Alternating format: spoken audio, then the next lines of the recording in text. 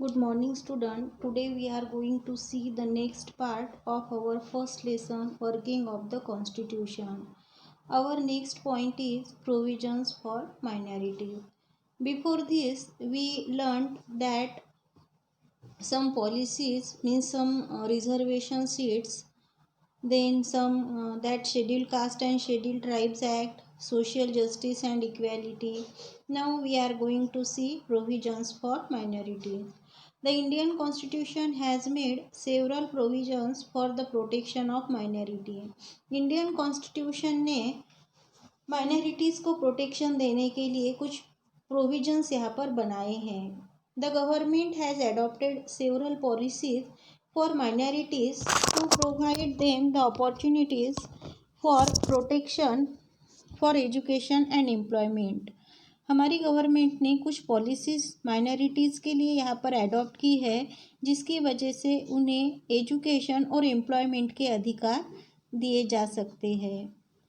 The Indian Constitution prohibits discrimination on the basis of caste, religion, race, language and region. हमारे Indian constitution ने discrimination पे पाबंदी लगाई है, जो discrimination caste, religion, race, language और रीजन के बेसिस पे होता था. This is a comprehensive provision for minorities which fundamentally protects their right to equality, freedom, right against exploitation and cultural and educational rights. हमारे इंडियन कॉन्स्टिट्यूशन ने कुछ यहाँ पर प्रोविजंस बनाए हैं माइनॉरिटीज़ के लिए, जिसकी वजह से उन्हें कुछ फंडामेंटल अधिकार दिए गए हैं, जिसमें इक्वेलिटी आता है, उन्हें फ्रीडम दी गई है, एक्सप्लोटेशन के खिलाफ आवाज़ उठाने का अधिकार उन्हें दिया गया है और यहाँ पर उन्हें कुछ एजुकेशनल और कल्चरल अधिकार भी दिए गए हैं. The next point is laws relating to women and provisions for representation. In the post-independence period, efforts were made for empowering women. Independence मिलने के बाद में वुमेन्स को एम्पावर करने के लिए मीन्स वुमेन्स को सक्षम बनाने के लिए बहुत सारी कोशिशें की गई. Taking into consideration the problems of women, several policies have been adopted at national and international level to remove literacy among women and to make available opportunities for their development. Women's के problem को ध्यान में लेते हुए कुछ policies यहाँ पर adopt की गई है नेशनल और इंटरनेशनल लेवल पर, जिसकी वजह से वुमेन्स में जो इलिटरेसी है, जो निरक्षरता है, उसे ख़त्म किया जा सकता है और उसके साथ साथ उन्हें अपनी डेवलपमेंट करने के लिए कुछ अपॉर्चुनिटीज़ दे सकते हैं.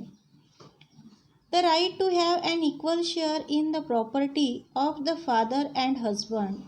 उसके साथ साथ उन्हें यहाँ पर एक अधिकार दिया गया है कि उन्हें अपने फादर के प्रॉपर्टी में और वैसे ही अपने हस्बैंड के प्रॉपर्टी में भी इक्वल शेयर मिलना चाहिए. Dowry prohibition act, act against sexual harassment, domestic violence prohibition act are some important provisions which create a favorable environment for protection of freedom of women and securing their development. इसके अलावा dowry prohibition act means दहेज न लेने का act यहाँ पर किया गया है. अगर वो कहीं पे काम कर रहे हैं, वहाँ पर अगर उन्हें किसी तरीके की परेशानी हो रही है तो वहाँ पर वो कुछ उसके खिलाफ आवाज़ उठा सकते हैं.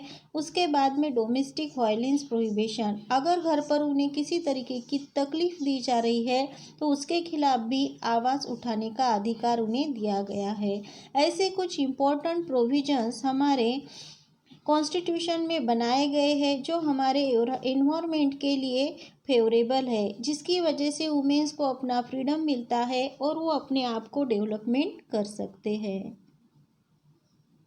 In our country, from the very beginning, women have inadequate representation in politics and political institution. हमारी कंट्री में स्टार्टिंग से ही वुमेन्स का पॉलिटिक्स और पॉलिटिकल इंस्टीट्यूशन में एक रिप्रेजेंटेशन रहा है. Many countries in the world have made efforts to increase representation of women. जैसे हमारी कंट्री में वुमेंस का प्रेजेंटेशन रहा है, वैसे ही बहुत सारी कंट्रीज़ ने वुमेंस का पॉलिटिक्स और पॉलिटिकल इंस्टीट्यूशन में रिप्रेजेंटेशन बढ़ाने के लिए कोशिश की है। From this perspective changes are taking place in India as well. और इस नज़रिए से, इस बदलते हुए नज़रिए के वजह से इंडिया में भी कुछ चेंजेस किए गए हैं। The 73rd and 74th Amendment reserved 33% of seats for women in local self-governing institutions। हमारी कॉन्स्टिट्यूशन के 73rd एंड 74th अमेंडमेंट में वुमेन्स के लिए लोकल सेल्फ गवर्निंग इंस्टीट्यूशंस में 33% सीट्स रिजर्व किए गए हैं। This percentage has been raised to 50% in several states including Maharashtra. और ये 33% रिजर्वेशन जो वुमेंस के लिए किया गया था, उसका परसेंटेज बढ़ा के बाद में 50% किया गया था, जो बहुत सारे स्टेट्स ने किया था, जिनमें महाराष्ट्र भी एक स्टेट है।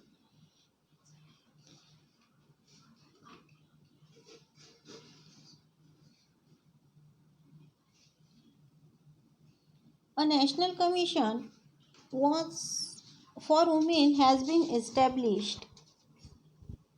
A national commission for women has been established. Similar commission also exist at the state level. उसके बाद में वुमेन्स के लिए एक नेशनल कमीशन भी बनाया गया था, और ऐसे कमीशन स्टेट लेवल पर भी पाए जाते हैं।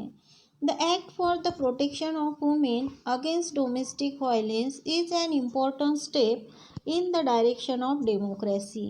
डेमोक्रेसी जो हमें लानी है हमारी कंट्री में, उस हिसाब से वुमेन्स को डोमेस्टिक वायलेंस के खिलाफ प्रोटेक्शन देना, ये एक बहुत महत्वपूर्ण ऐसा हमारा कदम रहा है। This act underline the need to protect the dignity and self esteem of women. ये जो एक्ट है, ये जो अधिकार उन्हें दिया गया है, उसकी वजह से वुमेन्स को अपनी डिग्निटी और सेल्फ इस्टीम को प्रोटेक्ट करने का चांस मिला है। This act rejected traditional forms of domination and authoritarianism and expanded the scope of Indian democracy to make it inclusive in true sense. ये जो एक्ट यहाँ पर बनाया गया है, उस एक्ट की वजह से जो डोमिनेशन यानी अधिकार जताने का, अपना इम्पोर्टेंस जताने के जो ट्रेडिशनल फॉर्म्स चले आए हैं, उन्हें रिजेक्ट किया है, और जिसकी वजह से हमारे इंडियन डेमोक्रेसी को एक सही तरीके से स्कोप मिला है। Now the next point is role of judiciary. The judiciary in India has played an important role in strengthening democracy. Democracy को और मजबूत बनाने के लिए हमारी जो न्याय व्यवस्था है, जो जुडिशियरी सिस्टम है, उन्होंने एक इम्पोर्टेंट ऐसा रोल निभाया है, and helping to make towards achieving the objective of social justice. और उसके साथ साथ सोशल जस्टिस, सामाजिक न्याय हासिल करने के एक महत्वपूर्ण ऐसे ऑब्जेक्टिव की तरफ पूरा करने के लिए भी मदद की है। उसके साथ इक्वेलिटी जो है वो भी लाने की कोशिश जुडिशियरी ने की है। While imparting the provisions of the Constitution, the judiciary has always taken into consideration the fundamental objectives of the constitution. जब कभी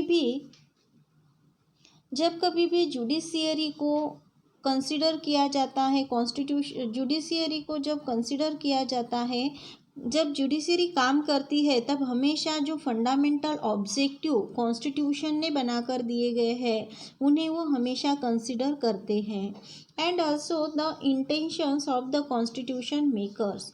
और कॉन्स्टिट्यूशन मेकर्स जो है, उनका इंटेंशन ये सारे प्रोविजंस बनाने के लिए या ऑब्जेक्टिव बनाने के पीछे क्या था, ये भी वो ध्यान में रखते हैं।